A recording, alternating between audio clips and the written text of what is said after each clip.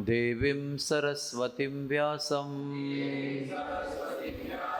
ततो जयमुदीरये। नष्टप्रायेषु अभद्रेषु नित्यं भागवत सेवया भगवतीरुत्तमश्लोके भक्तिर्भवति नैष्टिकी।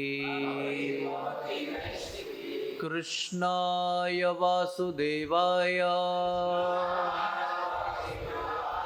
देवकी नंदनाय च नंदगोपकुमाराय गोविंदाय नमो नमः। गोविंदाय नमो नमः। हरे कृष्णा। तो आज सबका श्रीमद् भागवत सत्र में स्वागत है। हरे कृष्णा।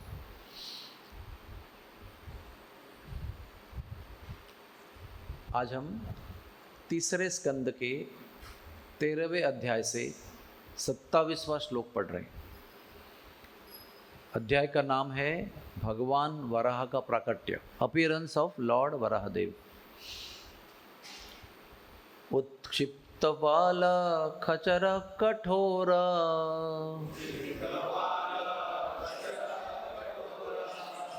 सटा विधुन्वन् खररोमशत्वक्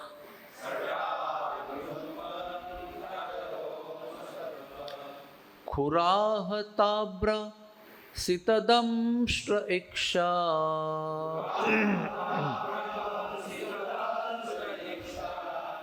ज्योतिर्बभासे भगवान् महिद्रः।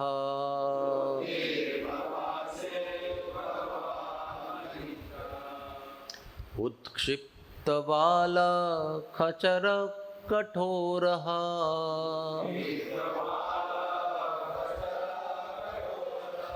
सटा विधुन्वन् खररोमशत्वक्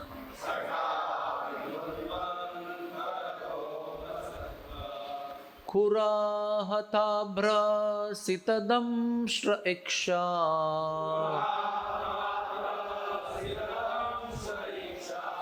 ज्योतिर्बभासे भगवान् महिद्रः।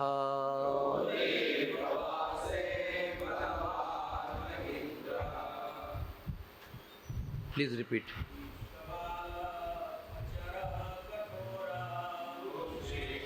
वाल कचरा कठोरा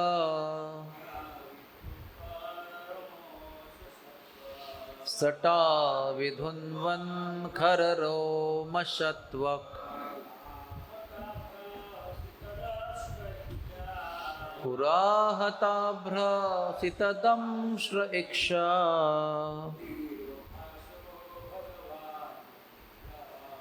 ज्योतिर्बभासे भगवान् महिद्रा।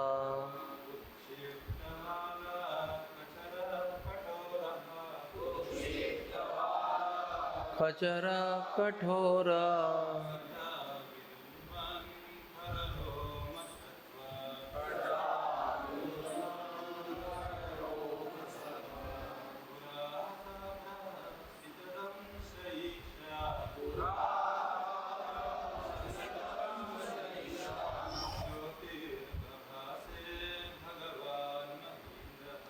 ज्योतिर्बभासे भगवान् महिद्रः। ओके। उत्क्षिप्त बालः, पूंछ को फटकारते हुए। खचरः, आकाश में। कठोरः, अति कठोर। सटाह, कंधे तक लटकते हुए केश। विधुन्वन, हिलाता हुआ। खर, तेज।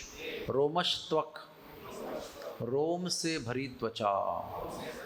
खुर आहत, खुरों से टकराया। अब्रह, बादल।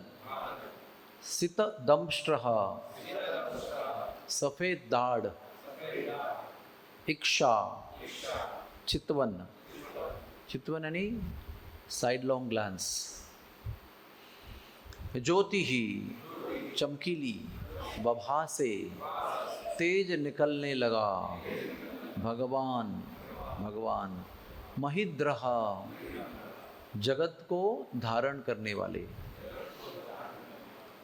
अनुवाद एवं तात्पर्य ऐसी भक्ति वेदांत स्वामी प्रभुपाद द्वारा। श्रील प्रभुपाद की पृथ्वी का उद्धार करने के लिए जल में प्रवेश करने के पहले भगवान वराह ने अपनी पूंछ को फटकारा और अपने बालों को, सख्त बालों को हिलाते हुए वे आकाश में उड़े।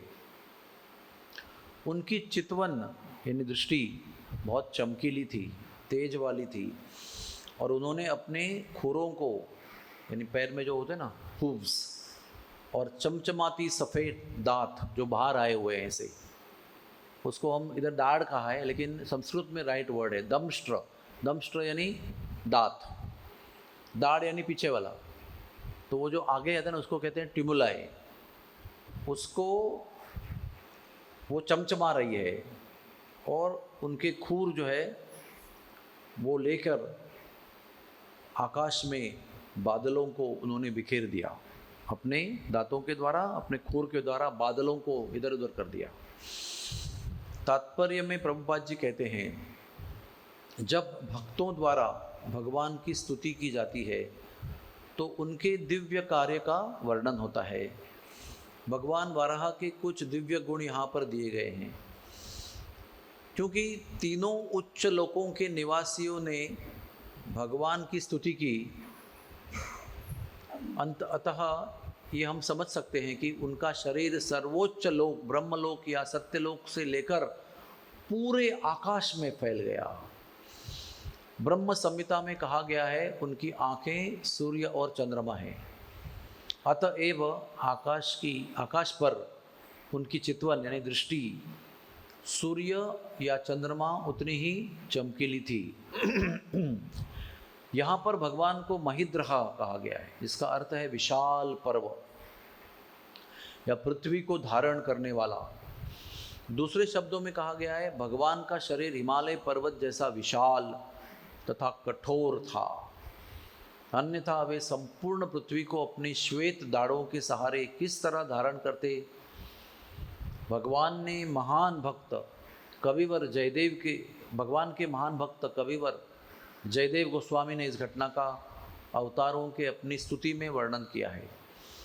वसति दशन शिखरे धरणी तव लग्न शशिनि कलंक कलेव निमग्ना। वसति दशन शिखरे धरणी तव लग्न शशिनि कलंक कलेव निमग्ना। केशवद्रीता शूकर रूपा जय जगदीश हरे, जय जगदीश हरे, जय जगदीश हरे। अर्थात भगवान केशव कृष्ण की जय हो, जो शूकर के रूप में वराह के रूप में प्रकट हुए। पृथ्वी उनके दाढ़ों के बीच में पकड़ी हुई थी, जो चंद्रमा पर कलंक के निशान जैसी प्रतीत हो रही थी। जय हो। हरे कृष्णा। ओम ज्ञानतिमिरन्धस्य ज्ञानांजन शलाकया चक्षुरुन्मीलितं येन तस्मै श्री गुरुवे नमः। श्री चैतन्य मनोभीष्टं स्थापितं येन भूतले स्वयं रूपः कदा मह्यं ददाति स्वपदान्तिकम्। श्री कृष्ण चैतन्य प्रभु नित्यानंद श्री अद्वैत गदाधर श्रीवासदि गौर भक्त वृंद। हरे कृष्ण कृष्ण कृष्ण हरे हरे, हरे राम राम राम हरे हरे। हरे कृष्णा। श्रीमद् भागवत का तीसरा स्कंद चल रहा है और तीसरा स्कंद में ये वर्णन बहुत रोचक है, क्योंकि इसमें लीला है। भगवान जब किसी भी निमित्त के बिना कुछ कार्य करते हैं उसको लीला कहते हैं। हम जब निमित्त, हेतु, प्रयोजन, पर्पज लेके काम करते हैं तो वो कर्म हो जाते हैं और वो कर्म का बंधन लगता है। फिर कर्म के बंधन में हम सुखी या दुखी रहते हैं। लेकिन भगवान जब बिना निमित्त के कोई कार्य करते हैं तो वो लीला होती है और भगवान को कोई कर्म या कोई बंधन नहीं होता। ये बहुत इम्पोर्टेंट चीज़ है। और हम लोग जो कुछ करते हैं उसके बारे में अगर हम सुनते हैं तो हम आसक्त हो जाते हैं। समझो अभी मैंने सुना कि आपने मर्सिडीज गाड़ी ली, तो मुझे लगा अरे मुझे भी होना चाहिए, तो क्या हो गया, आसक्ति हो गई ना। वैसे हमारे कोई कार्य का हम लोग वर्णन सुनते हैं, किसी का भौतिक, भक्ति में नहीं, भक्ति वाला नहीं, यहाँ पर आके आरती किया, यहाँ पर आके पूजा किया। अब भौतिक भाव होगा तो उसके बारे में ईर्ष्या होगी, अरे मुझे कब मिलेगा, उसको क्यों दे रहे हैं। लेकिन अगर स्पिरिचुअल भाव है हमारा तो हमें वो अफेक्ट नहीं करेगा, क्योंकि यहाँ पर हम लोग आके ना निरपेक्ष होना सीखते हैं और सीखना चाहिए। यहाँ पर आके ईर्ष्या करना सीखना नहीं है, उसको छोड़ने के लिए हम लोग यहाँ पर आते हैं। क्रोध, ईर्ष्या, बहुत सारे भाव है ना, लस्ट, एंगर, ग्रीड, ये बाहर है, वो छोड़ने के लिए अंदर आते हैं। तो भगवान की लीला सुनने से कोई आसक्ति नहीं होती है। भगवान की लीला सुनने से विश्व की आसक्ति छूट जाती है और भगवान के प्रति आसक्ति बढ़ जाती है। ये भगवान की लीला सुनने का महात्म्य है।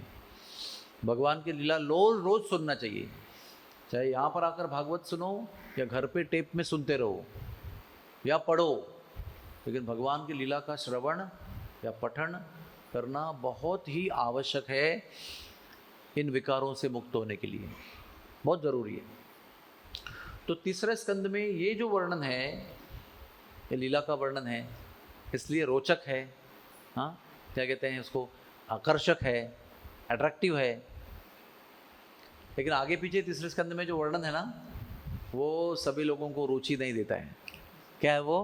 क्रिएशन, कौन से तत्वों को लेकर भगवान ने ब्रह्मा को क्या दिया, खुद क्या किया, फिर ब्रह्मा से क्या करवाया, फिर क्या हुआ, फिर कैसे हुआ, फिर कैसे जीव सृष्टि हुई, फिर सांप कैसे बने, फिर मनुष्य कैसे बने, फिर देवता कैसे बने, ऐसा बहुत सारा विशाल वर्णन है। इंटरेस्टिंग बात बताता हूँ आपको। शंकर भगवान जब पार्वती को भागवत सुना रहे थे, कहाँ पर? कैलाश पे भागवत सुना रहे थे, क्योंकि भागवत जो है ना वो कई जगह पर कई लोगों के बीच में कहा गया है। व्यास देव ने अपनी पत्नी को बताया है बद्रिकाश्रम में, शिव जी ने कैलाश में बताया है, नैमिषारण्य में सूत गोस्वामी बताया है, गंगा किनारे में शुकताल में सुखदेव जी ने परीक्षित को बताया। ऐसे शांडिल्य मुनि ने वज्रनाभ को करेला गांव में बताया है, वृंदावन धाम में। ऐसे अनंत बार ये श्रीमद् भागवत का संवाद हुआ है। तो जब शिव जी पार्वती को ये संवाद सुना रहे थे, तो शिव जी क्या भागवत सुनते समय शिव जी तो मग्न होकर भागवत सुनाते हैं। एक बात कही गई है कि कथा जो है ना वो डूब कर कहनी चाहिए और कथा डूब कर सुननी चाहिए। That means the speaker should speak with full of emotion, full involvement, engrossed in katha, and the shrota, the listener, should listen to it with full concentration. डूब कर सुनना चाहिए। तो वो कथा आप डूब कर कह रहे थे, लेकिन थर्ड कैंटो का जब वर्णन शुरू हुआ तो पार्वती सो गई। पार्वती सो गई।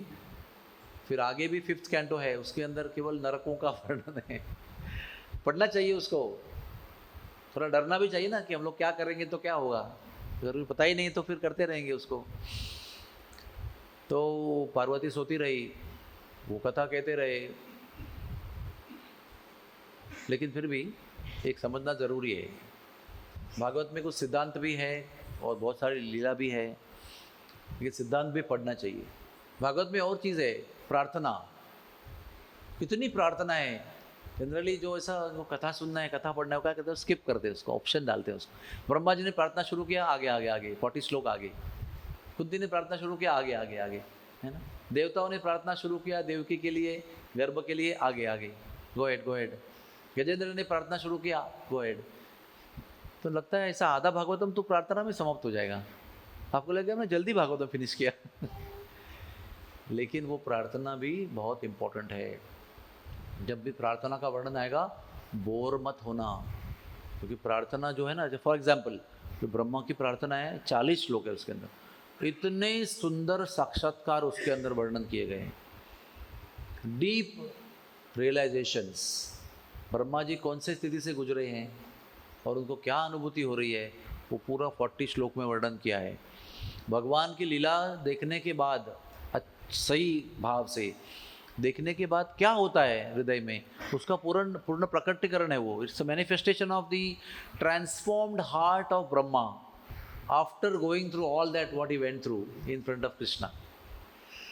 सो स्किप मत करना उसको कभी। तो अभी ये जो कथा है इसके पीछे थोड़ी छोटी कथा है, वो आपको बताना जरूरी है। वैकुंठ में विष्णु है, लेटे हुए हैं, लक्ष्मी देवी चरण दबा रही है। वैकुंठ के गेट पर कौन है? जय और विजय। तो एक बार अभी वैकुंठ में क्या होता है, अधिक समय ना स्तुतियाँ ही चलती रहती हैं। मोस्ट ऑफ द टाइम स्तुति एंड स्तुति, एक के बाद एक, वन आफ्टर अनदर स्तुतियाँ ही चलती रहती है। वहाँ पर ऐसा जाके हे विष्णु चलो गोटी खेलेंगे, ये नहीं हो सकता है, not possible. Let's go and dance, चलो माखन चुराते हैं, ये नहीं हो सकता है। वहाँ पर ऑ एंड रेवरेंस, आदर सम्मान, स्तुति, सेवा, दास्य भाव, यही हो सकता है। दैट्स ऑल, लिमिट, उसके आगे नहीं जा सकते। लक्ष्मी देवी का प्रेम पति पत्नी का संबंध है, वो प्राइवेट है, पब्लिक नहीं है, और खेलने का कोई गुंजाइश नहीं है। There is no play ground, there is no play ground for playing with Vishnu. तो केवल स्तुतियाँ ही स्तुतियाँ चलती रहती हैं। तो क्या होता है, एक स्तुति कौन कौन करते हैं? 4 कुमार आके करते हैं, नारद मुनि करते हैं, कभी अलग अलग संत लोग आते रहते हैं, करते रहते हैं, स्तुतियाँ करते रहते हैं, वैकुंठ को भेंट देते हैं, भगवान को अपना ऑफरिंग देते हैं, गौरव करते हैं, श्रुति करते हैं। This is what Vaikuntha is. बहुत ब्यूटीफुल है, ऐसा नहीं कि ब्यूटीफुल नहीं है, बहुत ऐश्वर्य है, बहुत चकाचक सब कुछ है, एवरीथिंग, रत्न हीरे जवाहरात, ऐश्वर्य, और आपको लगेगा कि ऑपुलेंस, वैभव सब जगह है। तो उसमें एक स्तुति चल रही है, उसमें भगवान की स्तुति क्या हो रही है कि भगवान कमल की पंखुड़ी से भी अधिक कोमल है, और भगवान वज्र से भी अधिक कठिन है। समझ में आपको आया?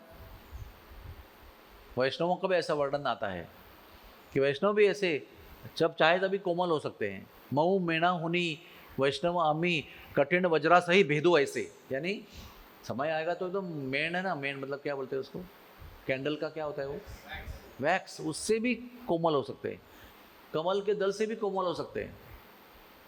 लेकिन समय आएगा ना, नाठाड़ाचे माती हाणू काठी, कोई ऐसा कोई आएगा क्रेजी मैन, तो उसको डंडा भी मार सकते हैं, समय को देखते हुए गन भी उठा सकते हैं, जैसे मायापुर में उठाया था। जब करते दिन भर, लेकिन जब आक्रमण हुआ तो सीधा ठा ठा ठा ठा ठा मायापुर में हुआ था। तो ये जो वर्णन है ना भगवान का, कि वो कठोर से कठोर, वज्र से भी कठोर हैं, ये जय विजय सुन रहे हैं। वो गेट पे तो क्या है, वो खाली ऐसा नहीं खड़े हैं, वो भी भक्त है भगवान के, वो भी खड़े रहते हैं, कॉन्स्टेंटली भगवान की स्तुति सुनते रहते हैं। ऐसा नहीं कि अरे तो सुना है, अभी बोर हो गया, अभी वही वापस आके वही बोल रहे हैं, ऐसा नहीं, कॉन्स्टेंटली सुनते रहते हैं। हमको भी भगवान का समझो, ये श्लोक अभी आप किसी और मंदिर में गए समझो, और वहाँ पर बाय द चांस यही श्लोक आया, तो आपको ऐसा नहीं बोलना चाहिए अरे ये श्लोक पे कथा तो मैं सुन चुका हूँ, अभी मेरे को नहीं सुनना है, अभी मैं क्लास में आज नहीं आता हूँ, परसों आता हूँ। ऐसा नहीं करना चाहिए, क्योंकि ये श्लोक या आगे के श्लोक 18,000 श्लोक, इसके अंदर इतना डीप, इतना डीप, इतना डीप, इतना डीप है कि आप 50 बार 100 बार भी सुनोगे ना तो भी आपको उसके अंदर नया नया नॉलेज मिलेगा। और एक ही क्लास अगर आप 50 बार सुनोगे तो भी आपको नया नया नॉलेज मिलेगा। Please understand this, please understand this. मैं सऊदी अरब में गया था काम करने के लिए कुछ समय के लिए, तो उस समय कैसेट चलते थे, तो मेरे पास उधर सऊदी अरब में भगवान का किताब, भगवान का ऑडियो फोटोग्राफ वगैरह ले जाना अलाउड नहीं है। वो आप एंट्री करते ना तभी उधर ही सब फेंक देते वो निकाल के, अगर मिला उनको तो सीधा कचरे का डब्बे में डालते हैं। आपकी आंखों के सामने भगवत गीता कचरे में, कृष्ण का फोटो कचरे में डाल देते हैं। कोई कैसेट मिला अंदर, तो मैंने छुपा छुपा के सब अच्छी तरह से चैतन्य चरितामृत लेके गया था, और 2-3 कैसेट लेके गया, 2-3 कैसेट ही खाली, और एक सारे फोटो जो है कवर के अंदर छुपा के लेके गया था। इसको 50 कवर डाल के एक कवर के बीच में फ़ोटो ऐसे लेके गया था। तो 2 कैसेट मेरे पास पहुंच गए थे। क्या बताऊं आपको, वो 2 कैसेट मैंने 790 दिन सुने, 2 years and 2 months, 26 महीने is equal to 790 days approximately, 800 days बोल सकते हैं आप, सब 31 डेज पकड़ के। और रोज किचन में खाना बनाते समय, मैं अकेला था, I used to hear the same cassette, same lecture. पर मैं आपको ना हृदय पर हाथ रख के कह सकता हूँ, मुझे वो सुनकर कभी भी बोर नहीं हुआ। ऑलमोस्ट मुझे बाय हार्ट हो गया था पूरा लेक्चर, इसके बाद नेक्स्ट लाइन कौन सी बोलने वाले हैं, लेकिन कभी ऐसा लगा नहीं कि बस अभी बोर हो गया, अभी इसको एक महीना ब्रेक देते हैं, बाद में सुनते हैं, फिर नया इंटरेस्ट आएगा। इसलिए श्रीमद् भागवत के विषय में समझना बहुत ज़रूरी है कि कभी भी अरे तो बोरिंग श्लोक है, इसके अंदर कुछ है ही नहीं, रस नहीं है, रस रस आएगा जब हम शुद्ध होंगे, तो आपको भगवान के और भागवत के हर शब्द में रस आएगा। अभी क्यों नहीं आ रहा है? क्योंकि हमारे अंदर ही वो रस नहीं है, भक्ति का इंटरेस्ट नहीं है, भौतिक दुनिया में इंटरेस्ट है, इसलिए रस नहीं आ रहा है। तो मैं ये क्यों सुन रहा था, आपको बता रहा था, जय विजय बाहर होकर ये रोज स्तुतियाँ सुन रहे हैं, तो कुछ ना कुछ रिपीट होगा ना। नारद मुनि ने कहा आप आके बोलेंगे आप कितने दयालु हैं, तो अगस्त्य मुनि आके भी बोल सकते हैं आप कितने दयालु हैं, और रे वो सेम बात क्यों कहते हैं, टेल समथिंग न्यू ऐसा नहीं है। तो वो सुन रहे हैं तो उनको लगता है कि कोमल तो है, मैं जानता हूँ बहुत, भगवान का जो बॉडी है ना, जैसे नित्यानंद प्रभु, चैतन्य महाप्रभु, प्रभु रामचंद्र, लक्ष्मण, बलराम जी, कृष्ण, इनका बॉडी है ना, वो यशोदा और रोहिणी है ना, वो ऐसा बच्चे को उठाते ना, आप लोग बच्चे को उठाते ना ऐसा, तो वो उठाने को डर लगता है उनको लगता है कि हमारी जो उंगली है ना वो बहुत हार्ड है, उनका बॉडी जो है वो मक्खन जैसा है, अगर हमारे हार्ड उंगलियों से ऐसा उठाएंगे उनको तो उनका मक्खन जैसा बॉडी में दर्द होगा, इसलिए उनको संकोच होता है उनको उठाने में, इतना बॉडी ऐसा उंगलियां मिलती है उनकी, समझ में आया? जैसे मैं आपको पकड़ेगा तो उंगलियां मिलेगी क्या? नहीं मिलेगी ना, लेकिन उनका ऐसा उंगलियां मिलती थी, इतने सॉफ्ट था भगवान का शरीर। तो भगवान के सॉफ्टनेस, कोमलता के बारे में वो बोले बराबर है, लेकिन भगवान वज्र से भी कठोर कैसे हो सकते हैं, ऐसा उनको डाउट आया मन में, क्योंकि कभी भी उन्होंने वैकुंठ में भगवान को वज्र से भी कठोर होते हुए नहीं देखा है ना। वज्र से कठोर होने का 2 मतलब है, एक है शरीर, बॉडी, हाँ, थाइज, फिंगर्स, पाम्स, हार्ड एकदम फौलाद की तरह, और एक है एक्टिविटी। कैसे प्रसंग आएगा तो भगवान ऐसा कठोर से कठोर भी बोल सकते हैं, कठोर ट्रीटमेंट दे सकते हैं, कठोर दंड दे सकते हैं, तो वो हो गया एक्टिविटी, और एक हो गया शरीर का स्वरूप। दोनों तरफ से भगवान वज्र से भी कठोर हो सकते हैं। तो लेकिन उनको लगा कि अरे ऐसे कैसे हो सकता है, और भगवान क्या है ना, सबके मन में क्या चल रहा है ये सब कुछ जानते हैं। आपको इस पर विश्वास है? हम शायद ये भूल जाएंगे कि मैं ये सोच रहा हूँ ये भगवान जानते हैं, नहीं है पता नहीं है, लेकिन हम जो भी कुछ सोच रहे हैं वो भगवान सब जानते हैं। तो जय विजय के मन में क्या चल रहा है भगवान ने समझ लिया, तो उन्होंने तुरंत 4 कुमारों को प्रेरणा दिया, आ जाओ। तो आ गए और लीला रचाया, क्योंकि उनको जय विजय को ये बताना था कि यस मैं कठोर से कठोर भी हो सकता हूँ और हूँ। आपको पता नहीं होगा शायद, लेकिन मैं भी दिखाऊंगा आपको। तो कुमार आए, 4 कुमार आए, और 4 कुमार आए तो उनको 4 साल के नंगे बालक है वो, तो जो 4 साल के 4 बालक यहाँ भाग भाग के आएंगे नंगे, बिना कपड़े पहने हुए। आप लोग बोलेंगे क्या क्या है, कुछ एटिकेट नहीं है, कुछ शिष्टाचार नहीं है, कुछ माता को समझता है क्या मंदिर में उसको नंगा भेजा? 4 साल के बालक है वो, क्या प्रॉब्लम है उसके अंदर, कोई संकोच नहीं है। लेकिन 4 साल के बालक अगर नग्न अवस्था में आए तो आपको प्रॉब्लम कुछ नहीं है, लेकिन आप उसको दंडवत करेंगे क्या? तो बालक है, खेल रहे हैं इधर उधर, तो उन्होंने दंडवत नहीं किया। लेकिन वो कोटि कोटि वर्ष पुराने ऋषि हैं, उन्होंने योग बल से अपना शरीर 4 साल का ही बना के रखा है, ताकि 4 साल के बाद में, बड़े होने के बाद में फिर वो लस्ट सब कुछ होता है ना शरीर में, वो चाहिए ही नहीं उनको। शरीर को ऐसा बना के रखा है 4 साल का, लेकिन है वो हजारों साल कोटि साल के ऋषि, जिनको दंडवत करना जरूरी है। दंडवत नहीं किया उन्होंने, उन्होंने शाप दिया उनको, जाओ पृथ्वी लोक पे जाओ, जन्म ले लो। अभी हम लोग, आप लोग, मैं भी इधर बैठा हूँ, आप नीचे बैठे हैं, किधर है हम लोग? पृथ्वी लोक पे ना, आराम से बैठे हैं, रोज रोटी खाते हैं, प्रसाद खाते हैं, साउथ इंडियन, वाह वाह करते हैं, बढ़िया से कपड़ा पहनते हैं, जाते हैं, घूमते हैं, पैसा कमाते हैं, परिवार करते हैं, हम लोग सेटल्ड है यहाँ पर। लेकिन जय विजय को बोला ना, जाओ मटेरियल वर्ल्ड में जाओ, ब्रह्मांड में जाओ, तो बोला नहीं जाना है हमको। Who will go there? जन्म, मृत्यु, बीमारी, बुढ़ापा, गर्मी का तकलीफ, सर्दी का तकलीफ, तूफान, आंधी, दूसरे लोगों के द्वारा तकलीफ, खुद को खुद नहीं दिया हुआ तकलीफ, बीड़ी पी के और सिगरेट पी के और कुछ गलत बोल के, इतना प्रकार का कष्ट है। फिर कर्म का बंधन, फिर बदबू वाला शरीर, फिर ये फिर वो, कितना तकलीफ है इसके अंदर। फिर बुढ़ापा, कभी सुंदर दिखता है तो बुखार आया तो एकदम बेकार दिखता है, डिहाइड्रेशन हो गया तो पूछो ही मत, देखो ही मत, फोटो ही मत निकालो उसका, no selfie when there is diarrhoea, है ना। I don't want to go, हम लोग को जाना नहीं उधर। बोले आपको 7 बार भक्त का जन्म लेके जाना होगा। बोले 7 बार तो बहुत होता है, क्योंकि टाइम, हम लोग को जाने में तकलीफ नहीं है, लेकिन 7 बार कौन जाएगा? 7 बार जन्म, 7 बार बीमारी, बुढ़ापा, 7 बार मृत्यु, इतना लंबा समय भौतिक दुनिया में।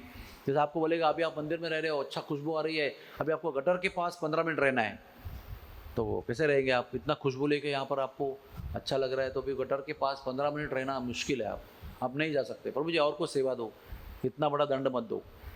तो वैसे वो बोल रहे हैं कि 7 बार ठीक है, लेकिन भौतिक दुनिया में कौन जाएगा? तो बोले एक ही डिस्काउंट है आपको, 3 बार डीमन बन के जाना पड़ेगा, राक्षस बन के। बोला चलेगा, वो है तो परम भक्त भगवान के, लेकिन डीमन बनकर भी जाने को तैयार है, क्योंकि कम समय लगेगा उधर।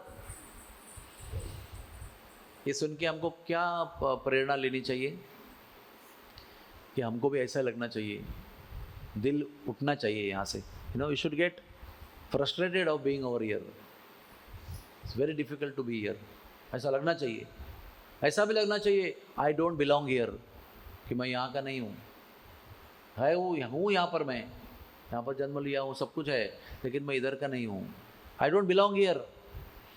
ये भावना डेवलप होनी चाहिए ऑटोमेटिक, रट कर नहीं, अंदर से लगना चाहिए this is too frustrating over here. तो हमको इस कथा से पूरी प्रेरणा मिलेगी, है ना, बेनिफिट होगा। जैसे वो देवी देवता भी यहाँ पर आकर, यहाँ पर नहीं आना चाहते, क्योंकि सबसे बड़ी बात क्या है यहाँ पर? बदबू है शरीर में। किसी के पास भी जाओ, सुंदर आदमी के पास जाओ या कुरूप व्यक्ति के पास जाओ, अमीर व्यक्ति के पास जाओ या गरीब व्यक्ति के पास जाओ, पढ़े लिखे व्यक्ति के पास जाओ या अनपढ़ व्यक्ति के पास जाओ, शरीर का बदबू सेम है। सेम मतलब अलग अलग है, लेकिन बदबू है। स्नान करने के बाद तुरंत बदबू आना शुरू हो जाता है, तो देवता लोगों का शरीर से सुगंध आती है, इसलिए वो नहीं आना चाहते हैं पृथ्वी पर। If you given a chance, force करके आ जाते हैं, क्षणे पुण्य वर्तलों के विचंती, लेकिन आना नहीं चाहते बाय चॉइस। तो उन्होंने फिर 3 बार राक्षस का जन्म लेकर आना शुरू किया, एक्सेप्ट किया। फिर पहली बार वो हिरण्याक्ष और हिरण्यकशिपु के रूप में आए, दूसरी बार रावण और कुंभकर्ण के रूप में आए, और तीसरी बार शिशुपाल और दंतवक्र के रूप में आए। ये उसका बैकग्राउंड है, ये बहुत समझना जरूरी है, शुरू कहाँ से हुआ।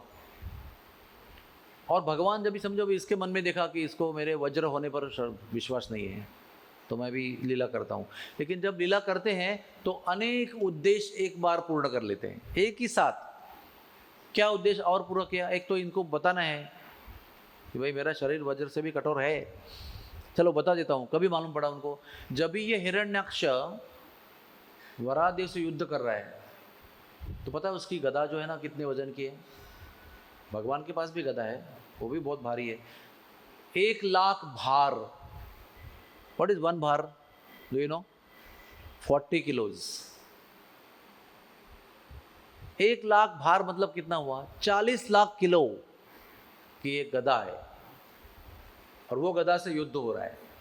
और वो गदा से हिरण्याक्ष ने जब भगवान वराह को मारा तो उसका गदा टुकड़ा टुकड़ा हो गया। तब जय के रूप में जो हिरण्याक्ष है उसने देखा, अरे मेरा 40 लाख किलो का गदा से मैं पूरा, ऐसा नहीं कि ऐसा रख दिया हाथ पे ऊपर, जोर से मार रहा है वो, ऐसा नहीं खाली से हाथ को रख दिया, टच कर दिया, ऐसा नहीं, वो गदा पूरे फोर्स के साथ प्रहार कर रहा है वो। और वो गदा लगने पर, भगवान के हाथ पर लगने पर उसकी गदा चूर चूर टुकड़े टुकड़े हो जाती है। तब देव देखते हैं, अरे तो वज्र का शरीर है इनका। तो हिरण्याक्ष के रूप में जय जो था उसको पता चला कि यस, ये इनका शरीर वज्र भी हो सकता है। कैसे? स्थिति के अनुसार, सराउंड जो एटमॉस्फेयर है, जरूरत के अनुसार वो वज्र बन सकते हैं। दूसरा गदा लिया, वो भी टूट गया। ऐसे भगवान का शरीर। दूसरा से ये पर्पज उनका फुलफिल हो गया। बाकी पर्पज क्या फुलफिल किया? विष्णु लोक वैकुंठ में राक्षस नहीं होते, सब लोग भक्त होते हैं, सब लोग सेवा करते हैं। तो अगर मारामारी करने का मूड आएगा तो किसके साथ मारा मारी करेंगे? सब लोग फ्रेंड है उधर। तो भगवान की जो वीर रस की जो भूख है, वीर रस की क्षुधा, हंगर ऑफ वीर रस, वो पूरा करने के लिए भगवान अपने भक्तों को ही चुनते हैं और उनको राक्षस बना देते हैं, नीचे भेज देते हैं, खुद भी दूसरा रूप लेकर नीचे आ जाते हैं और उनके साथ में दिल भर के हृदय से युद्ध करते हैं, है ना? तो उनका जो युद्ध करने की, मार झाड़ करने की जो रियल में इच्छा है वो पूरी हो जाती है। तीसरा उद्देश्य, ऐसे अनंत उद्देश्य है, हम लोग थोड़ा निकाल रहे हैं। तीसरा उद्देश्य क्या है? वो जब ऐसी लीला करते हैं तो इस विश्व में जो फंसे हुए लोग हैं वो देखते हैं, सुनते हैं, तो उनको लगता है हाँ, हम लोग यहाँ पर क्या कर रहे हैं, ये तो हमारे भगवान हैं, उनके पास जाना चाहिए। तो वो जो लीला प्रस्तुत करते हैं, जो ड्रामा, हाँ, नाट्य मंचन करते हैं, उससे बद्ध जीवों को प्रेरणा मिलती है। उनके हृदय में भक्ति प्रफुल्लित हो जाती है, भक्ति प्रकट हो जाती है, भक्ति का आरंभ हो सकता है। इसलिए भगवान आते हैं अपने भक्तों को लेकर। तो जितने भी रावण, कुंभकर्ण और आप जितना भी राक्षस का नाम ले लो, वेणा, जो भी है, ये सब लोग जो है वो भगवान के भक्त हैं और भगवान की इच्छा पूर्ण करने के लिए, जीवों को बोध देने के लिए, जगत के कल्याण के लिए अलग अलग रूप धारण करके आते हैं। कभी राक्षस बन के भी आते हैं युद्ध करने के लिए, भगवान का संतुष्टि करते हैं, युद्ध करने के लिए विश्व को भी प्रेरणा देते हैं, आदर्श स्थापन करते हैं कि ऐसा नहीं होना चाहिए। भक्त क्या बोलते हैं, क्या करते हैं? ऐसा करते हैं कि लगता है ऐसा होना चाहिए, और राक्षस लोग क्या करते हैं? तो नहीं होना चाहिए। तो ये है वराहदेव का बैकग्राउंड, अवतार का और जय विजय का। उसके पीछे भी एक छोटी स्टोरी है। हिरण्याक्ष और हिरण्यकशिपु का जन्म कैसे हुआ? प्रजापति ब्रह्मा जी के पुत्र कौन है? कश्यप मुनि, और उनकी कई पत्नियां हैं। एक पत्नी का नाम क्या है? दीति, जिनसे दैत्यों का जन्म हुआ। एक पत्नी थी दानु, जिनसे दानवों का जन्म हुआ। और एक पत्नी थी अदिति, जिनसे देवताओं का जन्म हुआ। सूर्य, चंद्र, इंद्र, वरुण, ये सभी उनके पुत्र हैं।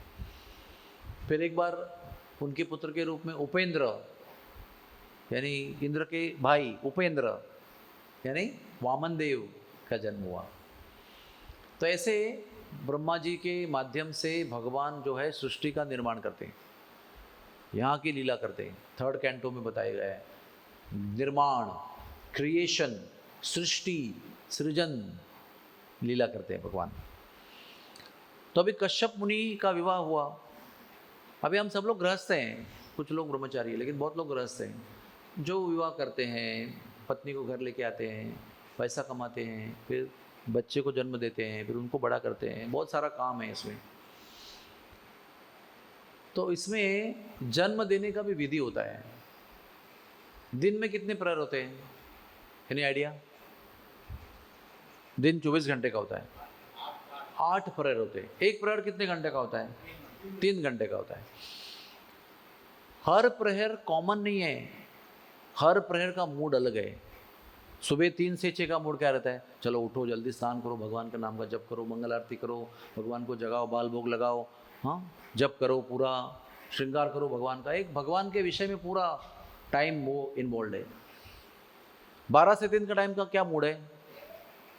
अगर आप जगे रहेंगे, जगना नहीं चाहिए आपको, प्लीज़ 12 से 3 में कभी भी जगा नहीं रहना चाहिए, क्योंकि जगने से बुरे बुरे विचार मन में आते हैं। सारे खून खराबे, बलात्कार, चोरी, डकैती, आतंकवाद कब होता है? रात को होता है, 12 से 3। उसको कहते हैं राक्षस प्रहर। ओके। और एक बार सूर्योदय हो गया 6 के आसपास, कभी 7 बजे, 6:30 बजे, फिर क्या होता है? रजोगुण का आरंभ होता है। घर पे क्या होता है? तो दूध वाला आएगा, धोबी आएगा, हाँ कुछ बेल बजेगी, काम शुरू होगा, खाना बनाना है, किचन शुरू होगा, ये होगा, बच्चे स्कूल जा रहे हैं, काम पे जाना है, ट्रेन पकड़ना है, वापस आना है। तो दिन भर जो है सूर्यास्त तक क्या होता है? रजोगुण। वो आपको भजन करना अच्छा है, उसमें भजन करना भी चाहिए, लेकिन इतना आसान नहीं भजन करना, क्योंकि भजन करेंगे तो फोन आएगा आपको, अरे वो क्या हुआ, वो पेमेंट हुआ कि नहीं हुआ। मंदिर में भी ऐसा ही है, दिन हो गया तो फिर दिन के मंदिर का कुछ वो काम करने वाला नहीं आया, वो प्लम्बर नहीं आया, वो बल्ब खराब हो गया था, वो भगवान का डीटी का काम करना था, वो नहीं आया क्या? ये दिन में शुरू होता है। लेकिन सुबह 5 बजे, 3 बजे, 4 बजे ये सब नहीं होता है, प्लम्बर का और बिजली वाले का काम नहीं होता है, खाली हरे कृष्णा ही होता है, और होना चाहिए। नहीं तो हम लोग क्या करते हैं, सुबह 6 बजे से ही मैनेजमेंट का टॉक शुरू करते हैं, जब आप माला लेके वो पूरा मैनेजमेंट डिस्कशन, मंदिर में क्या हो रहा है, बुक डिस्ट्रीब्यूशन में स्कोर इतना कम क्यों हो रहा है, वो डिस्कशन 3 बजे से 6 बजे तक नहीं करना है आपको, 7 बजे तक नहीं करना है। Play while you play, chant pray while you pray, ऐसा बचपन में कहावत। Pray while you pray, pray के टाइम पे प्रे ही करो, और खेलने के टाइम पे खेलो, ऐसे बच्चों को बताते हैं हम लोग। और सोने के टाइम पे सो जाओ, सोने के टाइम पे जग के पढ़ाई मत करो, और उठने के टाइम पे सोना मत, लेट सो के। तो वैसे सब लोग सुन लीजिए, बालक को जन्म लेने के लिए जो पति पत्नी का संबंध होता है, उसका टाइम है दूसरा प्रहर, यानी रात का दूसरा प्रहर। रात का पहला प्रहर कभी है 6 to 9 PM, दूसरा प्रहर कभी है 9 to 12, और राक्षस प्रहर कभी है रात को 12 से 3 बजे तक। ब्रह्मा मुहूर्त कभी है 3 से 6, और 6 से 6 क्या है, कितना घंटा है? 12 घंटा। कितने प्रहर हो गए? 4 प्रहर। तो वो सब दुनियादारी के काम करने के लिए, भगवान की सेवा में, लेकिन वर्ल्डली एक्टिविटीज़। तो 6 बजे जब भी शाम का पहला प्रहर आरंभ होता है,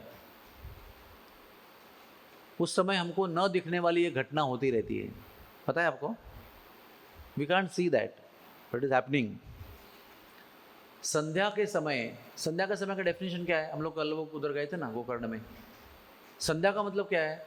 सूर्य अस्त हो चुका है, रात अब तक आई नहीं है, उसके बीच में एक टाइम होता है, उसके बीच में अंधकार नहीं होता है, एक लाइट होती है आकाश में। अभी पूरा डार्क नहीं हुआ है, नाइट नहीं हुआ है, रात्रि का निर्माण नहीं हुआ है, और दिन भी नहीं बोल सकते क्योंकि सूर्य अस्त हो गया है। तो वो ट्वाइलाइट कहते हैं उसको, संधि प्रकाश कहते हैं, उस काल को संधि काल कहते हैं। और हम सब लोग ब्राह्मण लोग उस समय गायत्री करते हैं, संधि गायत्री, संध्या काल गायत्री, त्रिसंध्या गायत्री करते हैं ना, तो शाम का संध्या वंदनम उस समय पे होता है, सूर्योदय के आसपास, और 1 घंटा हो सकता है मैक्सिमम, फिर रात होने के बाद में करना अच्छा नहीं है। उस टाइम पे भगवान शंकर अपने सारे भूत प्रेत पिशाच गण जितने भी ऐसे जीव हैं उनको लेकर वातावरण में घूमते रहते हैं। क्यों? वो जो जीव हैं जो शिव जी के आश्रय में हैं, उनकी क्या विशेषता है?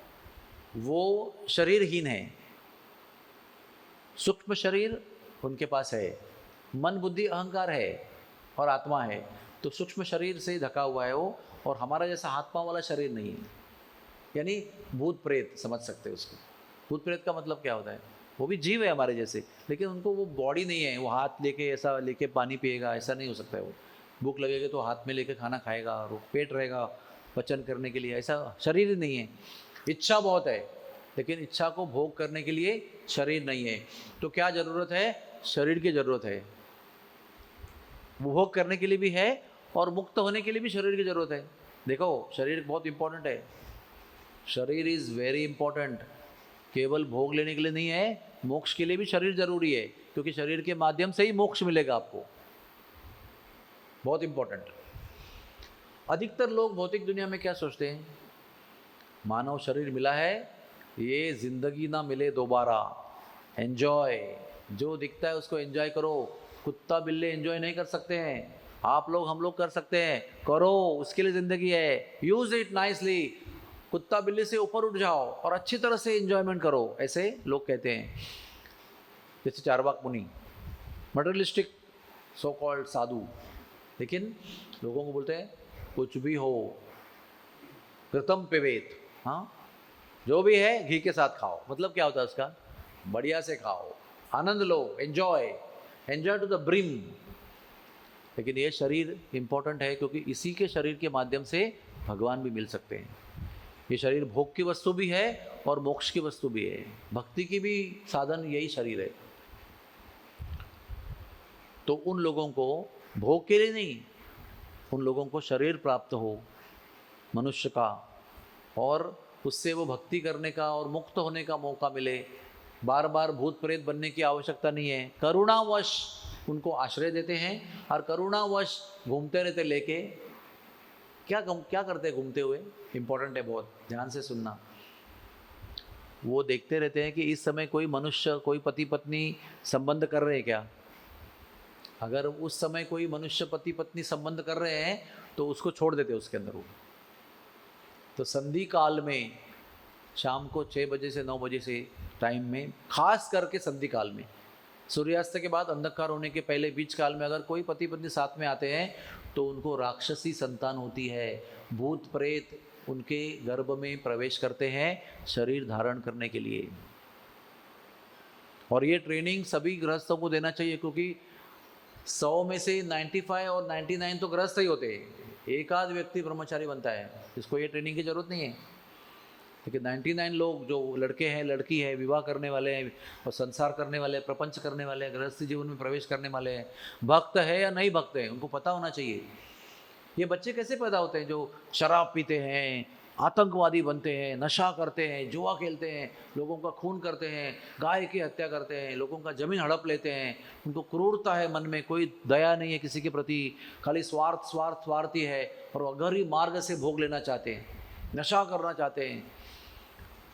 उनका अधिकतर जो कंसेप्शन है ना, गर्भधारणा, वो उस टाइम पे होती है, क्योंकि फिर शिव जी के जो गण हैं वो प्रवेश करते हैं उनके अंदर। इसलिए सभी शादीशुदा होने वाले लड़का लड़कियों को ये ट्रेनिंग होना चाहिए कि बच्चा जन्म देने की जो प्रक्रिया है उसको 9 बजे के बाद और 12 बजे के पहले करना चाहिए। कि 12 बजे के बाद भी करेंगे तो राक्षस प्रवेश करते हैं, क्योंकि राक्षस प्रहर है वो। उस समय कौन सा कॉन्शियसनेस है, उसी कॉन्शियसनेस को सोल आता है। जो कॉन्शियसनेस आप प्रकट कर रहे हैं उस स्थिति में, उसी के अनुकूल जीव उसके अंदर आता है। दारू के अड्डे पर कोई भक्त दारू पीने जाता नहीं है। वहाँ पर डिम लाइट लगाते हैं, डिस्को म्यूजिक लगाते हैं, और बहुत सारा ऐसा क्या कहते हैं उसको, बहुत I don't know how to explain to you, बहुत भयंकर वातावरण रहता है। लेकिन उस वातावरण को देखकर शराबी अट्रैक्ट हो जाता है। तो आता कौन है उसके अंदर? शराबी। लेकिन भक्त लोग अगर जा रहे हैं, प्रोग्राम खत्म करके घर जा रहे हैं और देखते हैं अरे तो डिम लाइट लगा कर रखा है, अच्छा सारा दारू का बॉटल रखा है, तो भक्त लोग वहाँ जाएंगे क्या? वो तो मंदिर चले जाएंगे। सब भक्त लोग जा रहे हैं, अचानक आरती का आवाज़ आता है, देखा अरे तो नया मंदिर कभी गया नहीं, तो भक्त लोग उसमें प्रवेश करेंगे, है ना। तो जैसा वातावरण निर्माण हुआ है उसी प्रकार के जीव उसमें अट्रैक्ट हो जाते हैं। तो राक्षसी प्रहर का राक्षसी वातावरण जो है तमोगुणी, तो उस समय अगर हम संबंध करते हैं तो तमोगुणी जीव ही अंदर आएगा तुम्हारे बालक बनने के लिए, और फिर जन्म से ही चालू उसका अशुभ। तो कश्यप मुनि, दीति जो उसकी पत्नी थी, कश्यप मुनि तो जप में बैठे हैं, भजन कर रहे हैं, वो प्रजापति है, भगवान के बड़े श्रेष्ठ भक्त हैं वो। दीति को इच्छा हुई संबंध करने की, तो वो पति का धोती खींच रही है, उसको इंडिकेट कर रही है कि मुझे ये इच्छा है। पति बोल रहा है अरे ये अच्छा समय नहीं है, थोड़ा रुको, 2-3 घंटा जाने दो, फिर मैं आपकी इच्छा पूरी करता हूँ। पत्नी की वो इच्छा पूरी करना पति का कर्तव्य है, ऐसा नहीं कि उसको टाल देना है, संत होगा तो भी पूरा करना है। वो इच्छा पूरने को तैयार है, वो बोल रहे हैं नहीं ये टाइम सही नहीं है, this is not a good time. मैं आपको गर्व से कह सकता हूँ, मेरे फादर भी ऐसे ही थे, उनको बहुत ज्ञान था इसके बारे में, what is the best time for what. क्योंकि भौतिक दुनिया में टाइम का बहुत वैल्यू होता है, किस टाइम पे आप क्या कर रहे हो इंपॉर्टेंट है। Time is a very essence, time कौन से टाइम पे आप क्या कर रहे हो, कौन सा स्थिति में क्या कर रहे हो, उसका परिणाम वैसे मिलेगा आपको। तो वो बोल रहे हैं इस अच्छा समय नहीं है। फिर भी दीति इतनी कामुक हो गई, इतनी काम वासना से प्रभावित हो गई कि बार बार खींचती रही उसको, और उनका संबंध उसी समय पर हुआ। क्या कहूँ आपको, जैसे ही गर्भधारणा हुई ना, उसी समय पृथ्वी पर भूकंप हुए, तूफान आया, उल्कापात यानी क्या है, what is that, meteors falling, ऐसे भयंकर दुर्घटनाएं हुई। और कश्यप मुनि ने कहा आपने जिद किया ना, अभी 2 बड़े राक्षस, भयंकर राक्षस जो पृथ्वी पर नहीं ब्रह्मांड में हाहाकार मचाने वाले हैं, वो जन्म लेने वाले हैं। अभी आपके घर में आ गए हो, उनका अभी तक बाहर एंट्री नहीं हुआ है, अंदर ही एंट्री हुआ है। अंदर एंट्री होने से इतना विश्वमय परिणाम हो रहा है, देखो आप सोचो बाहर आने पर क्या होगा। इस प्रकार से दीति के पूरी गर्भावस्था में पृथ्वी पर ऐसे भयंकर घटनाएं होती रही, अशुभ अशुभ घटना। तो क्या हुआ, एक कार्य गलत समय पर एक कपल ने किया, वो भी पति तैयार नहीं था लेकिन पति की पत्नी की जिद थी, तो विश्व को कितना नुकसान हुआ, ये सोचना जरूरी है। हमको लगता है कि मैं पाप करूंगा तो क्या है, मेरा नुकसान होगा, बाकी दुनिया का क्या। ऐसा नहीं है। अगर मैं जप करता हूँ, कारवार के छोटे से कस्बे में बैठकर मंदिर में 50 लोगों के बीच में बैठकर मैं जप कर रहा हूँ, लेकिन वो जप का लाभ पूरे ब्रह्मांड में हो रहा है। कैसे? क्योंकि जब हम जप करते हैं, ध्यान से करना चाहिए, it's important to chant attentively. तो अटेंटिवली जब हम करते हैं जप, कहीं भी अकेले, पब्लिक के साथ, मंदिर में, घर पे, किधर भी ध्यान से करते हैं, तो एक दिव्य आध्यात्मिक ऊर्जा निर्माण होती है। और जो आध्यात्मिक ऊर्जा होती है वो नष्ट नहीं होती है, इट इज़ इटर्नल, वो शाश्वत होती है, वो चिरंतन होती है, वो वहीं रहती है। आज आपने जप किया, ऐड हो गया उसके अंदर, कल जप किया, ऐड हो गया, 10 साल पहले से कर रहे हैं, उसका भी अमर जमा हो रहा है। वो क्या है, अक्षय खाता। अक्षय खाता मतलब क्या, इन एग्जॉस्टिंग अकाउंट, उसमें खाली जमा होता है, उसमें एक्सपेंस नहीं होता है, वो खाता है वो। और शास्त्रों में लिखा है कि जिंदगी जीना है तो वो खाते में जमा करते हुए जीना है। ऐसे खाते में जमा मत करो जो जमा करते ही खर्च हो जाता है। ऐसे खाते में जमा करो वो आपके साथ में रहेगा, और एंड में जब जाने का समय आएगा तो पूरा आपको काम आएगा, तभी भी नष्ट नहीं होगा, काम आएगा फिर भी वैसे ही रहेगा वो, मतलब यूज़ होगा उसका फिर भी नष्ट नहीं होगा। हमारा पैसा कैसा, यूज़ हो गया तो समाप्त हो गया। कल हमने जीरा ले लिया तो हमारा पैसा समाप्त हो गया, वैसा ही नहीं रह गया जेब में, उतना ही नहीं रह गया, जितना जीरा लिया उतना कम हो गया और डालूंगा तो फिर और जीरा ले सकता हूँ, वैसा है। तो वो जब हम जब करते हैं तो पूरे विश्व को लाभ होता है। और जब मैं कोई गलत कार्य करता हूँ तो भी मैं नेगेटिव एनर्जी निर्माण कर रहा हूँ, और वो नेगेटिव एनर्जी सारे विश्व को परिणाम करने वाली है। इसका प्रूफ क्या है, एक प्रभुपाद, एक व्यक्ति, छोटे से बंगाली, ठीक से इंग्लिश भी नहीं बोलते हैं, बंगाली एक्सेंट में बोलते हैं, लेकिन प्योर डिवोटी है। और वो व्यक्ति, पैसा नहीं है, कोई आश्रम नहीं है, कोई शिष्य नहीं है, कोई बड़े कुछ सपोर्ट नहीं है, ऐसे अमेरिका जाते हैं, लेकिन एक व्यक्ति हजारों लोगों को और करोड़ों लोगों को आज भी जाने के बाद भी भक्त बन रहे लोग, है ना। आप में से कितने लोगों ने प्रभुपाद को देखा है, बताओ, हाथ को ऊपर करो। किसने प्रभुपाद को देखा है फिजिकल? नहीं, मैं भी उस दुनिया में था उस समय, लेकिन मैं प्रभुपाद को नहीं मिला। बहुत पास में था, 20 किलोमीटर ओनली मेरा घर, लेकिन नहीं मिल पाया, भाग्य नहीं था। लेकिन कुछ वैसा नुकसान नहीं हुआ, क्योंकि उनकी वाणी, उनके लेक्चर्स, उनके दिए हुए आदर्श, उनकी शिक्षाएं, उसको हमने पालन किया, हमारा जीवन परिवर्तित हो गया। प्रभुपाद जी से नहीं मिले हम लोग, लेकिन प्रभुपाद जी के वजह से हम लोगों का जीवन जो है परिवर्तित हो गया। एक व्यक्ति की वजह से, एक व्यक्ति, और एक व्यक्ति ने ऐसे अनेक व्यक्ति निर्माण किए जो आज विश्व में अनंत परिणाम कर रहे हैं। उसी प्रकार से, मैं नाम लेना यहाँ अच्छा नहीं है, कितने प्रकार के आतंकवादी है। एक था वो, उसको अमेरिका के लोगों ने ऐसा पकड़ के कितना करोड़ों खर्च किया, 300-400 करोड़ खर्च किया उसको मारने के लिए। लेकिन एक व्यक्ति की वजह से दुनिया में कितना आतंक फैल गया था, कितनी दहशत फैल गई थी, कितना नुकसान फैल गया था, कितना कल्याण रुक गया था, कितनी गलत चीज़ें हो रही थी एक व्यक्ति की वजह से। तो आपको लगता है मैं गलत कर रहा हूँ, क्या फ़र्क पड़ता है? लेकिन हम लोग गलत करेंगे तो दुनिया में फ़र्क पड़ेगा ही, छोटा मोटा फ़र्क पड़ता ही है। समझो आप अभी डीटी वर्शिप कर रहे हैं और आपको किसी से, भक्त से झगड़ा होकर बहुत गुस्सा आया हुआ है, और वो आपके मन में अभी भी है, कल का जो प्रसंग हुआ है भी बहुत डिस्टर्ब है आप, और वो डिस्टर्ब कंडीशन में आप डीटी वर्शिप कर रहे हैं, तो आपके साथ में जो डीटी वर्शिप कर रहा है ना, उसको लगेगा प्रभु जी बहुत डिस्टर्ब है आज। आप बोल नहीं रहे कुछ, अपना कर रहे हैं काम, लेकिन मन का जो विचार है ना, उसका भी एक आभा होती है। It has got a field of consciousness, negative और पॉजिटिव, और वो जो पास में आएगा उसको अफेक्ट करेगा। और समझो आप बहुत स्पिरिचुअली ब्लिसफुल हो, तो आपके साथ जो डीटी वर्शिप कर रहा है उसको लगेगा कि प्रभु जी का संग में आनंद आ रहा है, इनके संग में ड्रेसिंग करने को बहुत मजा आ रहा है। It cannot be hidden, positivity also cannot be hidden, negativity also cannot be hidden, both are there and they both are effective on near by people. जो पास के लोग हैं उनके ऊपर सकारात्मक और नकारात्मक चेतना का परिणाम होते रहता है। तो ये हुई इस पूरी कथा की भूमिका, और इस कथा का वर्णन फिर हम कल करेंगे। आज का भी वो जो श्लोक में दिया है उसका वर्णन कल करें। लेकिन ये अगर बैकग्राउंड पता होगा ना, तो कथा के विषय में आप और गहराई में जा सकते हैं, समझ सकते हैं कि इतना भयंकर युद्ध कर रहा है, इतना भयंकर आतंक कर रहा है, कितना पापी था ये जय, तो हिरण्याक्ष बन के आया।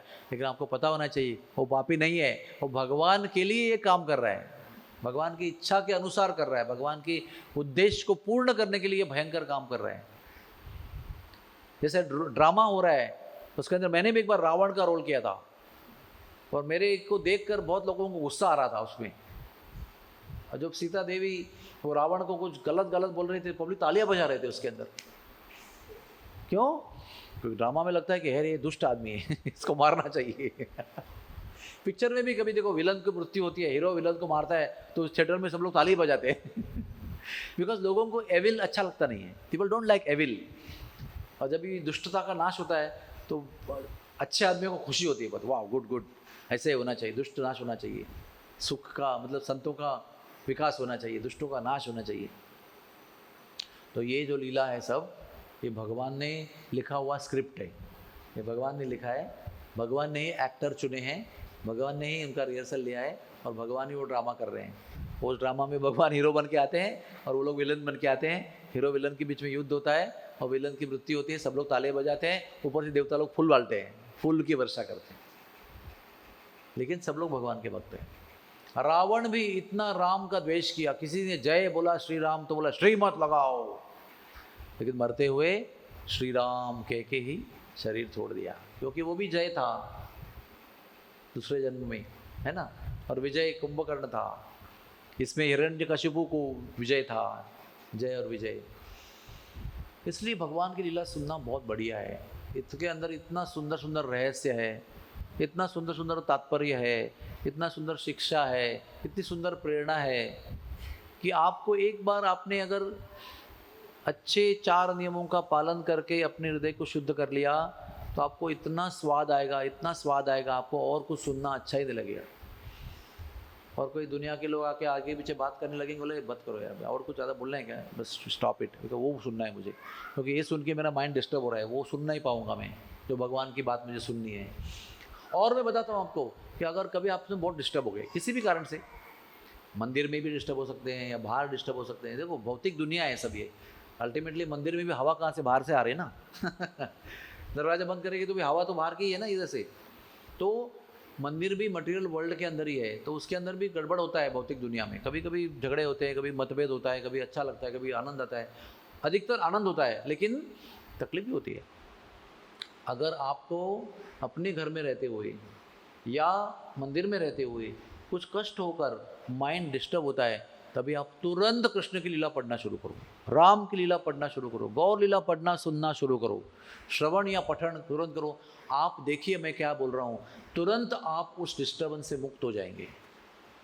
You will be immediately delivered from that disturbance of consciousness और माइंड। लेकिन हम लोग क्या है, कथा में बोलते हैं, ये डिस्टर्ब होते हैं तभी नहीं सुनते उसको, कथा में लोगों को सुनाते हैं और सुनते भी हैं, लेकिन जब एक्चुअल डिफिकल्टी आती है तभी हम लोग और कुछ, इससे बात करो, उसकी बात करो, उसको डिस्टर्ब करो, उसको कंसल्ट करो, उसका एडवाइस ले लो, उसका सहारा ले लो, वकील के पास जाओ, सब करते रहते।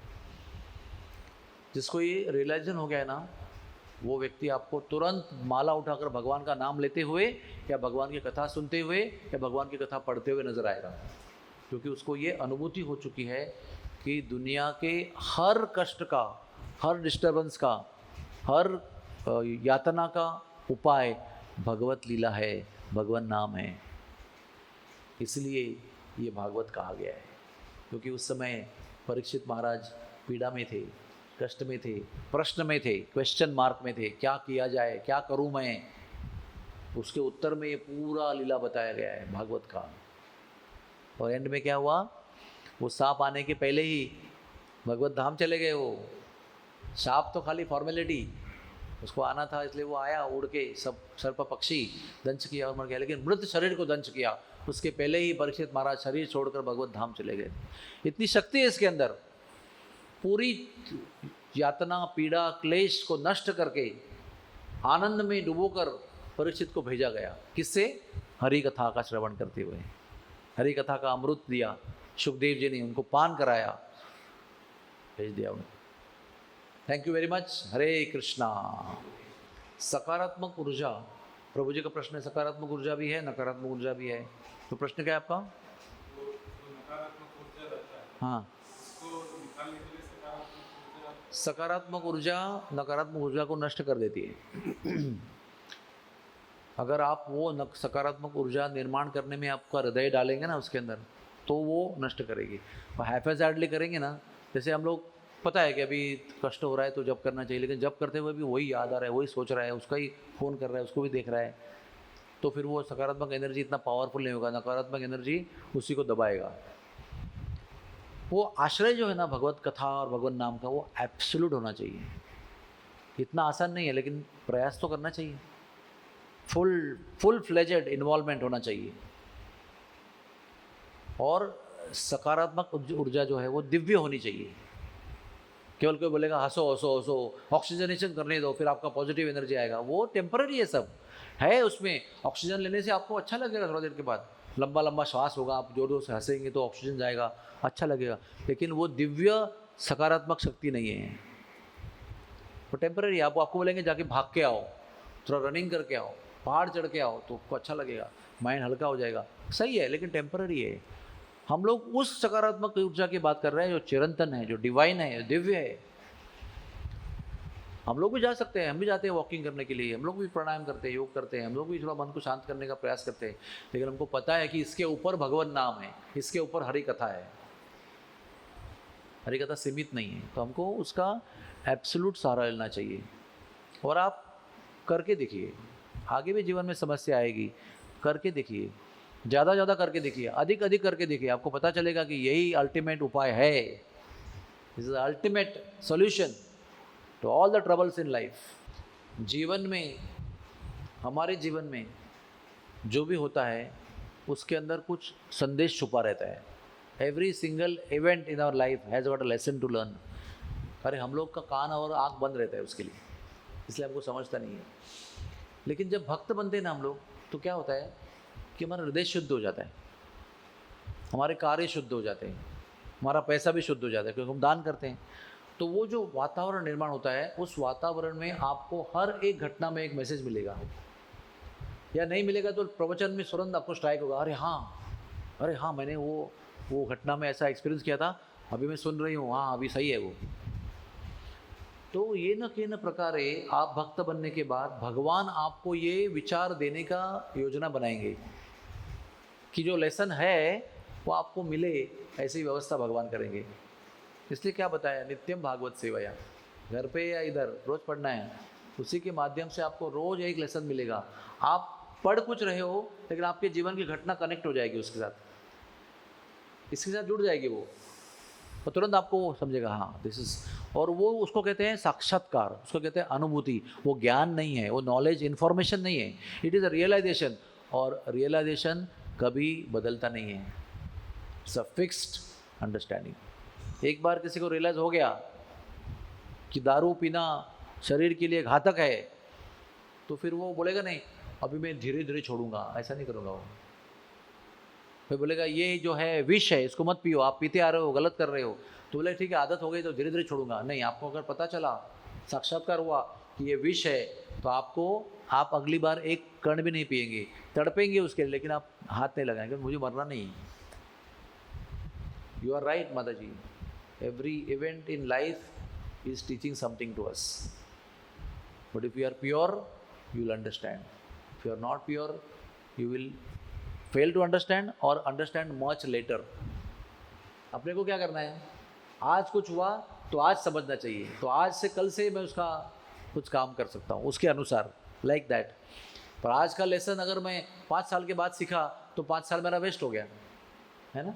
कि भगवान की भक्ति सागर की तरह गहरी है, फिर भी हम जाने से डरते हैं क्योंकि हमारी आसक्ति है अभी भी। अभी आपने क्या बोला, एग्जाम्पल क्या दिया, समुद्र किनारे हम खड़े हैं, आगे समुद्र है, पीछे क्या है, कहाँ से आए समुद्र किनारे, जमीन से आए ना, किधर से भी, भूमि पर से आए। उधर घर है, अपना प्रॉपर्टी है, पैसा है, फैमिली है, अटैचमेंट है। तो जब हम लोग समुद्र के सामने खड़े हैं, फिर भी पीछे डोरी से हम लोग बंधे हुए खींच रहे हैं कोई अपने को, वो जो आसक्ति है वो हमको आगे जाने को रोकती है। तो उसको कर्तव्य रूप में करेंगे तो वो जो डोरी खींचती है वो बंद हो जाएगा। अगर आसक्ति रूप में करेंगे तो वो आपको कभी आगे जाने देगा ही नहीं। वो आप दिख रहे हैं, सामने समुद्र है, सब कुछ दिख रहा है, बढ़िया दिख रहा है, लेकिन आप नहीं जा पाते हैं क्योंकि आपको लगता है कि वो जो है ना वो ज़्यादा इम्पोर्टेंट है। तो डरो मत, भक्ति करने से धीरे धीरे धीरे धीरे ये सभी आसक्तियाँ नष्ट हो जाएंगी। आपको अनुभूति, साक्षात्कार मिलेगा कि कोई किसी का नहीं है, जिसको हम अपना समझते हैं वो हमारे अपने नहीं हैं, हमारा अपना केवल एक ही है, वो है भगवान। धीरे धीरे आपको सब समझ में आएगा, टाइम जाएगा ना, आपको सारा चीज़ ब्लैक एंड वाइट में हो जाएगा, नो कन्फ्यूजन। और ये कृपा है भगवान की, ये आपको समझ में आएगा तो ये भगवान की बड़ी कृपा है कि कोई किसी का नहीं है। जो भी है, जितने रिश्ते नाते हैं वो सब कर्मों का खेल है, और आपको दुख देने के लिए सब ये सब होता है भौतिक दुनिया में। सुख के लिए करते हैं लेकिन मिलता दुख है, और अंत में पता चलता है कि सारा मेहनत बेकार है। इसके अंदर दिल लगाया उसमें केवल दुख ही मिला, उसमें दिल लगाया तो खुशी मिला, तो पहले क्यों नहीं उसमें दिल लगाया, ताकि पहले से ही खुशी मिलती। लेकिन कोई बात नहीं, अभी भी देर नहीं हुई है, अभी भी दिल लगा सकते हैं। ये हृदय जो है ना, किसको देना है, परिवार को देना है, दुनिया को देना है, विश्व को देना है, कि हृदय भगवान को देना है। यही बड़ा चॉइस है दुनिया में, this is the biggest choice. आप एक बार चुन लेते हैं कि हृदय उनका है और उनको ही देना है, कृष्ण भगवान को, तो आपका जीवन उसी टाइम से सफल है। बड़ी गृहस्थी हो, ब्रह्मचारी हो, सन्यासी हो, परिवार वाले हो, पैसे वाले हो, अनपढ़ हो, कोई फर्क नहीं पड़ता है, उसी समय से आपका जीवन का प्रयोजन पूर्ण हो जाता है। फिर उसको बनाए रखना है। ऐसा नहीं कि आज दिल उनको दिया, कल वापस लेके इनको दे दिया, फिर इनके लिए वापस ले लिया, ऐसा बैक एंड फोर्थ नहीं करना है। बैक एंड फोर्थ करने से क्या होता है पता है आपको? समझो आपने आज अपना आके भगवान मैं आपकी हूँ ऐसा करके बोला, फिर कल जाके घर गए, अरे बेटी भी मेरी है, मैं भी बेटे की हूँ, ऐसा आगे पीछे करेंगे ना, दोनों पार्टी आपकी नहीं बन सकती। समझ में आपका है? Both parties can't be yours. वो भगवान भी बोलेंगे ये तो मेरा लगता नहीं गारंटी का मेरा भक्त है, और वो बोलेंगे ये माता भी मेरी ऐसी है कि वो कुछ गारंटी, कभी भगवान के विषय में पागल होती है, कभी मेरे विषय में कुछ भरोसा नहीं क्या करेगी। दोनों पार्टी आपके लिए कुछ नहीं कर सकते। इसलिए दो नाव पे पाँव रखना नहीं है नदी में, एक पाँव इस बोट पे, एक पाँव एक बोट पे, तो निश्चित रूप से आप बीच में गिर जाओगे। आपको दो बोट में एक बोट चुनना है, भगवान की बोट चुनना है कि परिवार की बोट चुनना है। दिल से हृदय से उनकी बोट में रहो और कर्तव्य रूप में इनके पास रहो। इनको दिखाओ क्या अच्छा है, सब कर रहा हूँ तुम्हारे लिए, कर्तव्य निभा रही हूँ, लेकिन हृदय जो है ना इनको है। हमारा उल्टा रहता है, भगवान के लिए फॉर्मेलिटी और हृदय जो है परिवार में, पैसे में। यही भक्ति है। अल्टीमेटली हमको भक्ति मार्ग में जो आगे बढ़ते हैं ना, वो यही है। इसी से हमको अनुभूति होती है कि देखो हृदय के अधिकारी तो वो हैं, अपना बोली अपना बना लो, उनको ही बोलना है। परिवार के लोग आते हैं जाते हैं, जिंदगी लेते हैं, मर जाते हैं, फिर आते हैं, फिर जाते हैं, फिर पोता आएगा, फिर पोती आएगी, फिर ये सब चलते रहेगा। भगवान वही रहेंगे। आप मर जाएंगे तो भी दूसरे जन्म में भगवान वही रहेंगे। जन्म जन्मांतर के सुहृद है वो।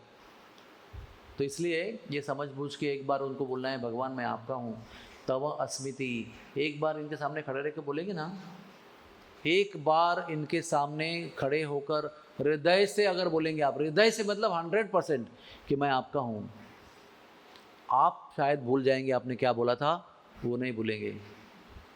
भगवान रामचंद्र ने वरदान दिया है विभीषण के समय, रावण में आ गया तो मैं उसको सहारा दूंगा, और एक बार मेरे सामने कोई आके बोलेगा मैं आपका हूँ, मैं नहीं भूलता उसको, उसकी जन्म जन्मांतर तक रक्षा करता हूँ मैं उसकी। ऐसे हमारे भगवान हैं, इतने बड़े प्रेमी हैं। इतना प्रेम कौन कर सकता है क्या? ये जीवन में भी नहीं कर सकते हैं, जीवन की बात कैसे करेंगे? वो LIC बोलता है जीवन में भी, जीवन के बाद भी, जीवन के साथ, जीवन के बाद। वो LIC भी ऐसा एक डायलॉग है, लेकिन है क्या? ऐसा नहीं है। एक ही व्यक्ति ऐसा है जो जीवन के साथ और जीवन के बाद हमारे साथ है, वो है भगवान। उसको समझ में आया वो लकी है, समझ में नहीं आया वो दुर्भागी है। Hare Krishna. Thank you very much. ग्रंथराज श्रीमद् भागवतम की